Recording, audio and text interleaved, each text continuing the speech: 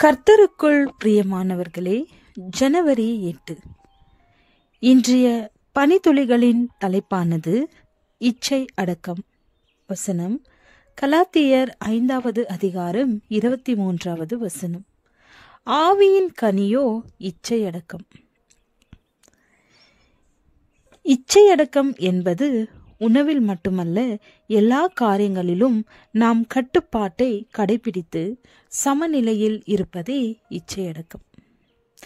இச்சையடக்கம் இல்லாவிட்டால் வரக்கூடிய ஆபத்து என்ன என்பதையும் அதிலிருந்து தப்புவதற்கான வழி என்ன என்பதையும் லூக்கா 21வது அதிகாரம் வசனம் 34 36 இயேசு சொல்லியிருக்கிறார்.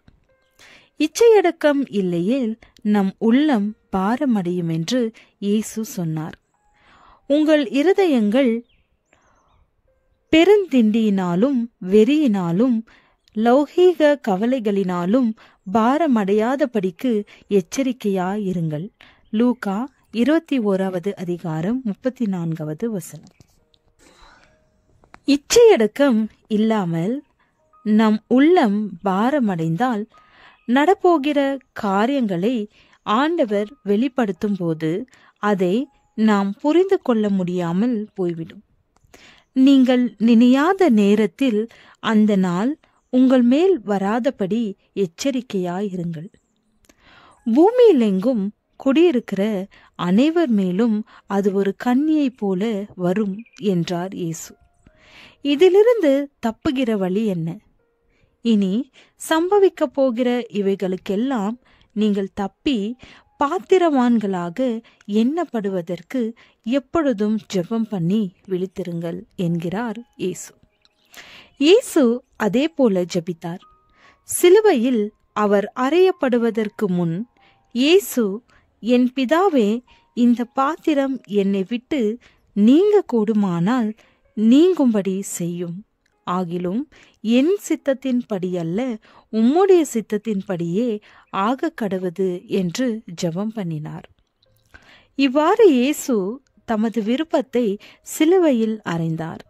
அதே போல கிறிஸ்துவினுடையவர்கள் தங்கள் மாம்சத்தையும் அதன் ஆசை இச்சைகளையும் சிலுவையில் அறைந்திருக்கிறார்கள். தேவனின் ஆசையே நம்மில் நிறைவேற வேண்டும். தேவனுடைய ஆசை என்ன என்பதை ஆவியானவர் நமக்கு வெளிப்படுத்துவார். நம் வாழ்வில் மூலை முடுக்குகளில் கூட தேவ சித்தப்படி நடப்பதே உண்மையான இச்சையடக்கம். நீங்கள் இந்த பிரபஞ்சத்திற்கு ஒத்த வேஷம் தெரியாமல் தேவனுடைய நன்மையும் பிரியமும் பரிபூரணமுமான சித்தம் இன்னதென்று பகுத்தறியத்தக்கதாக உங்கள் மனம் புதிதாகிறதுனாலே மறுரூபமாகுங்கள்.